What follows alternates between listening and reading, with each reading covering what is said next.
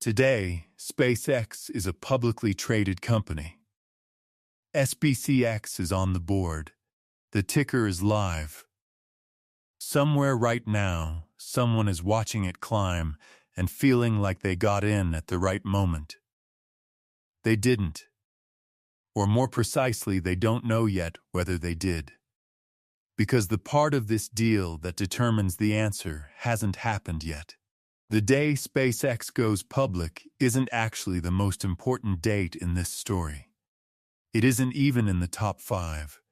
The dates that matter, the ones that will determine whether ordinary investors come out ahead or end up funding everyone else's exit, those dates are printed in a document almost nobody has read. They start roughly 90 days from today, and by the time most retail investors realize what's happening, the first wave will already be over. This video is not about whether SpaceX is a great company. It is. The rockets are real, the business is real, the ambition is genuinely extraordinary. None of that is in dispute. This is about the structure of the deal, who it was built to benefit, when those people get to cash out, and what that means for anyone buying shares today. By the end of this video, you'll have a specific calendar. 7 dates. And you'll understand why those dates matter more than anything on your brokerage screen right now. Let's build it from the beginning. 2 different questions before anything else.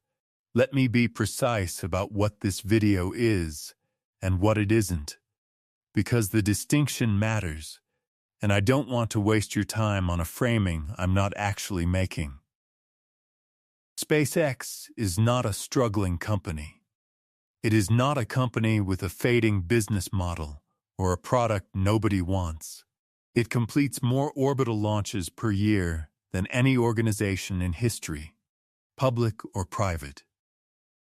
Starlink now connects millions of paying subscribers across more than 100 countries, generating recurring monthly revenue that did not exist 5 years ago. Its defense contracts run deep and don't end up in consumer-facing press releases. By almost any operational measure, this is an extraordinary industrial business. That's the first question. Is SpaceX a great company? The answer is yes. But that is not the only question, and it is not the one that should be driving your decision today. The second question: is this a great deal for the person buying right now? Those 2 questions have different answers, and the gap between them is the entire subject of this video. A great company can go public in a structure that is fundamentally tilted against the person buying on day 1. This has happened before repeatedly, with recognizable names, in ways that cost ordinary investors real money. The company survived. Many of those investors did not recover for years. Understanding how the SpaceX IPO is structured, not the narrative around it, the actual mechanics and the actual filings, is not pessimism about the company. It is the minimum due diligence any investor should do before committing real money to a single stock. So let's start with the number that nobody in the hype cycle seems particularly interested in discussing.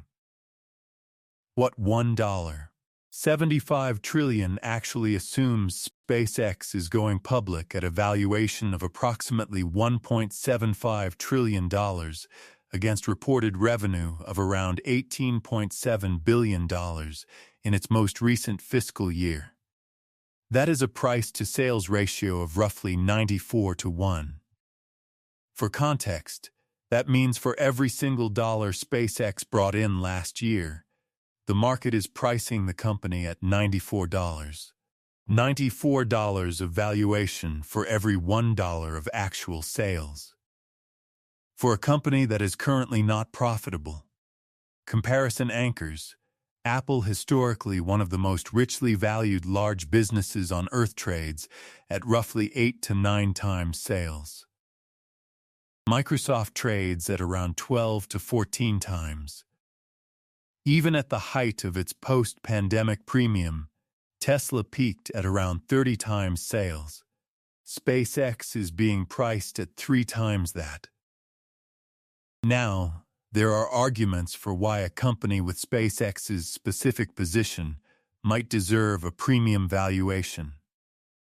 The CUDA-like moat in launch infrastructure, the subscriber growth trajectory in Starlink, the government contract pipeline that doesn't show up in public financials. These are not imaginary, but a 94 to 1 price to sales multiple doesn't just price in those arguments. It prices in the assumption that they all work out, at scale, on a timeline the market is effectively treating as guaranteed. Independent institutional analysts who have gone through the numbers in detail, not hype coverage, actual equity research, have come out with intrinsic valuations that are significantly below the IPO price. The gap between where serious analysts land and where the stock is being priced isn't rounding error. It is substantial. What that gap means, in plain language, is this. When you buy at the IPO price, you are not buying a company. You are buying a prediction. A very specific prediction about a future that has not arrived yet and paying full price for it today.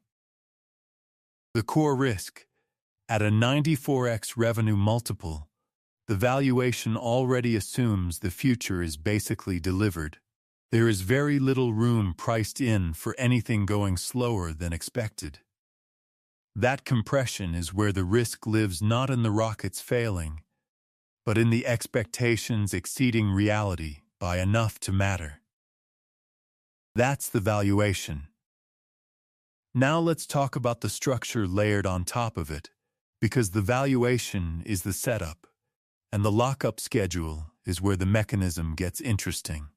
How the cage was built and why the design matters here is something most first-time IPO watchers don't fully understand about how a company goes public. On day one, only a small slice of the total shares actually hits the market. In SpaceX's case, that slice is approximately 5%. The remaining 95% held by founders, early employees, and the venture firms that funded the company over the years is subject to a lockup agreement. They cannot sell. The reason this rule exists is straightforward. If everyone who owned SpaceX at a fraction of today's price could immediately dump their shares on opening day, the supply would crash the price before retail investors could even load the page. The lockup buys time for the market to absorb the float gradually. Most large IPOs use a simple structure, one cliff at 180 days. On day 180, the lockup expires, insiders can sell, and the market digests the additional supply. It is blunt, it is predictable, and it shows up in headlines when it happens, which keeps at least some investors aware of what's coming. SpaceX did not use that structure, the staggered release schedule. Instead, SpaceX built what is called a staggered lockup, a series of separate tranches that unlock on different dates, over different amounts, triggered by different conditions. Some are time-based, some are earnings-based, and one is tied directly to the share price itself. The staggered structure serves three purposes. First, it avoids the single-day cliff that has hammered other high-profile IPOs on lockup expiration. A distributed release schedule diffuses that pressure across many dates, smaller waves, instead of one crash. Second, it accelerates how quickly SpaceX qualifies for index inclusion, which drives passive fund buying. Third, and this is the part that rarely shows up in the coverage it gives insiders, a series of predictable, calendar-marked exit windows spread across 6 months. None of this is secret. Every unlock date, every tranche size, every condition is printed in the prospectus. But 150 pages of legal language is a high bar, and most people buying shares this week are not reading it. The float math, day 1 float, is roughly 5%. Each staggered tranche releases additional supply. Under the new NASDAQ index inclusion rule, companies can qualify for major indices in as few as 15 trading days, and a small float gets treated with a multiplier that makes it heavier in index weightings than its actual size. That triggers forced buying from every passive fund that tracks the index. The supply releases and the forced demand arrive in sequence engineered, not accidental. The price trigger nobody is reading I want to spend a moment on one specific clause in the lockup agreement, because it is the one that changes the character of the whole structure, and it is almost entirely absent from the news coverage. It is a performance trigger. And here is how it works. If SPCX closes at or above 30% over its IPO price for any 5 trading days, within a window of 10 consecutive trading days before the first quarterly earnings report, an additional tranche of insider shares unlocks early. That is not a remote scenario. That is a condition the futures market was already pricing the stock near before it opened. The buffer between the expected day 1 price and the trigger level is thin.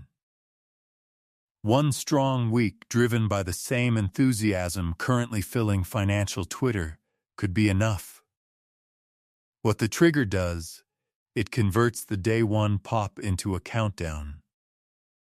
The harder the stock runs in the first few weeks, the faster an additional block of insider shares becomes eligible for sale. The celebration you're watching in real time is also, mechanically, the clock starting on early exits. Here is the part worth sitting with. The people who benefit from this trigger are the people who have been holding SpaceX for years at prices a fraction of today's. They don't need the stock to be at $135. They need it to be 30% above $135. And the retail enthusiasm driving that pop is precisely what provides the cover for them to sell into. That's not a cynical take. That is a description of how the mechanism functions. The prospectus doesn't explain it in those terms, but the math does. The opening pop isn't proof of a good deal. It is the starting gun for a very specific set of exits. 7 dates. Mark them now. Let me give you the actual timeline. Not the opening price. Not the analyst targets the calendar of events that will determine what this stock looks like by the end of the year. I'll anchor today as day 0. Day 70, late August 1st, staggered tranche unlocks. Approximately 7% of insider-held shares become eligible for sale. The first real test of how much selling pressure exists at current prices. Day 90, early September 2nd tranche unlocks. Another 7%. The cumulative float is now meaningfully larger than day 1. Days 105, 135, mid-September to late October, 3 more tranches unlock at roughly 2-week intervals. 7% each time. By late October, 35% of all insider shares will have been released from lockup restrictions in 5 separate waves. Mid-July to late September floating date, the first quarterly earnings report as a public company. This is the single most important event on this calendar for 2 reasons. First, it is the first time real, audited financial numbers become public. Everything the market currently believes about SpaceX's profitability and revenue trajectory gets tested against actual data. Second, 2 days after this report drops, an additional 20% of insider shares unlock. That is larger than any single staggered tranche. Mid-October to late December floating date, the second quarterly earnings report. Another 28% of insider shares unlock 2 days later. By this point, between the 5 tranches and the 2 earnings cliffs, 83% of all insider-held shares will have been released. Day 180 December standard lockup expiration. The final 17% of insider supply that has not already been released becomes free to trade. Every restriction lifts.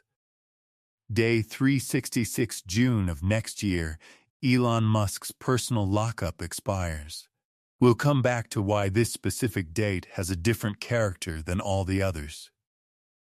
6 months. That's the window.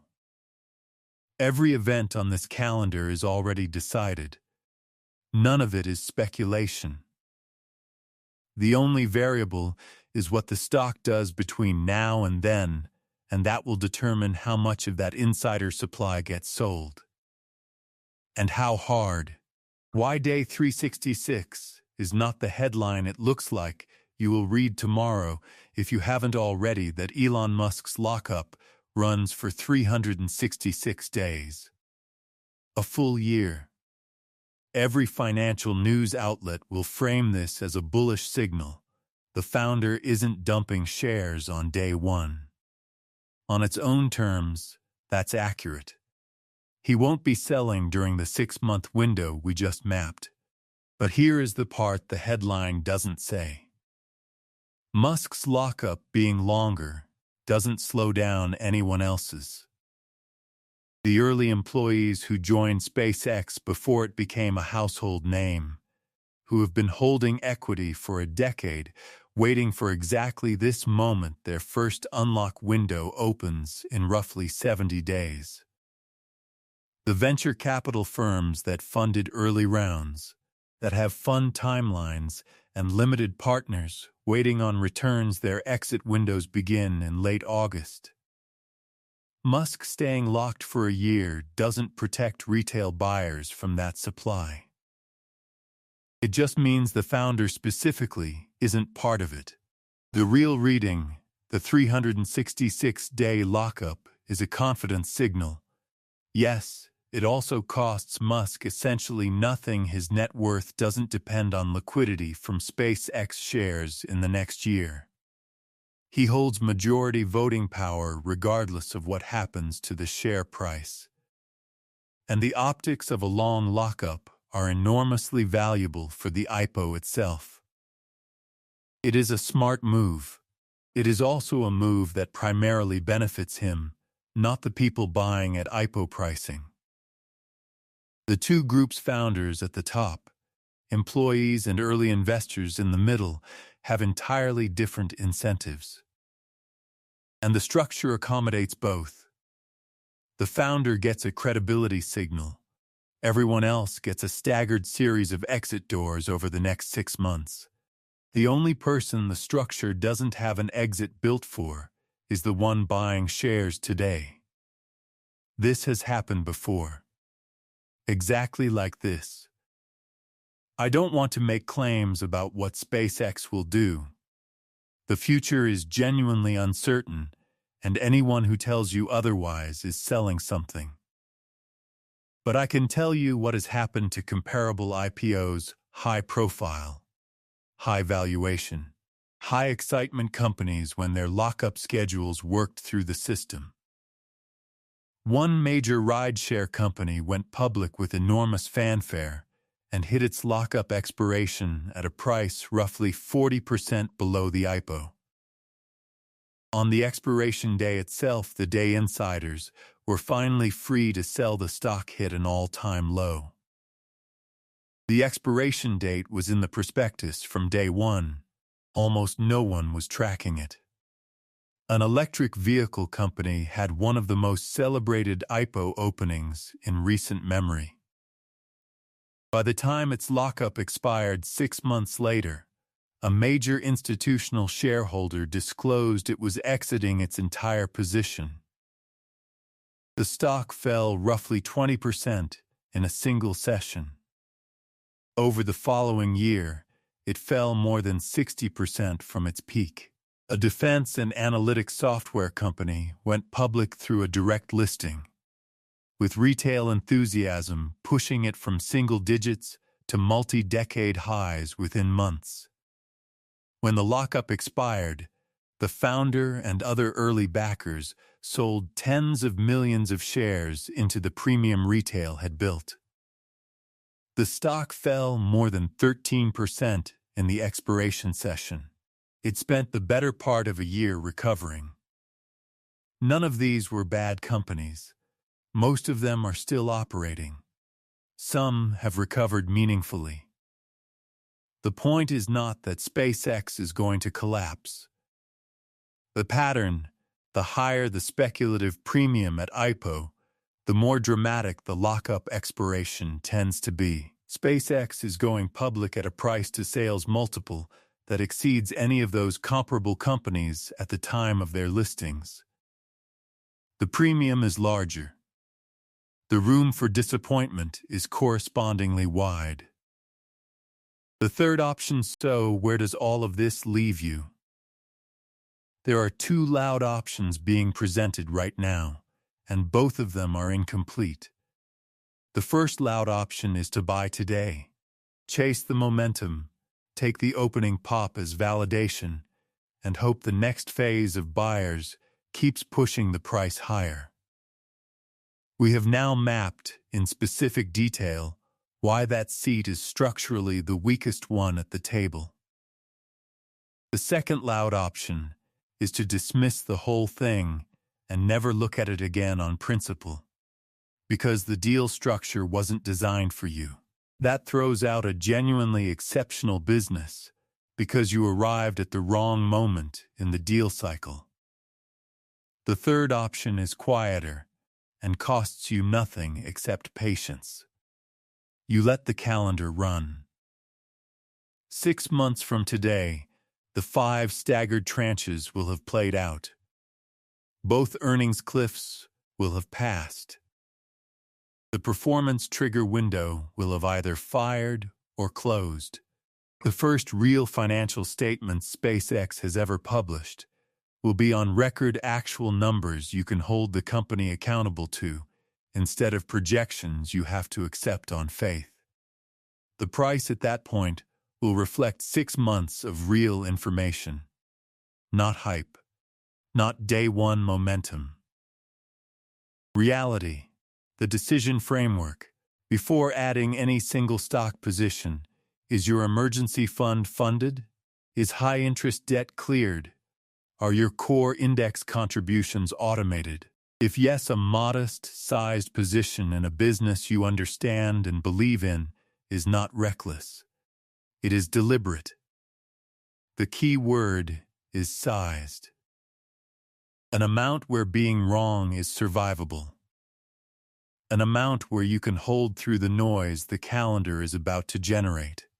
The people who build real wealth over time are not the ones who called every IPO correctly on day one. They are the ones who knew what they owned, why they owned it, and didn't panic when the calendar created exactly the kind of pressure it was always going to create. The number on your brokerage screen today is the loudest thing about this IPO. It will stay loud for a few weeks. It will dominate the coverage, the social feeds, the group chats. The calendar is quieter. It doesn't trend. It doesn't generate likes. It just runs date by date, tranche by tranche, earnings cliff by earnings cliff until, 6 months from today, every restriction has lifted and the market is left with a price shaped by reality rather than by a countdown. That's the price worth deciding on. The most durable advantage in any market is not speed. It is clarity about what you're buying, why the price is what it is, and who the structure was built to serve. That kind of clarity is available to anyone. It just takes longer than a headline.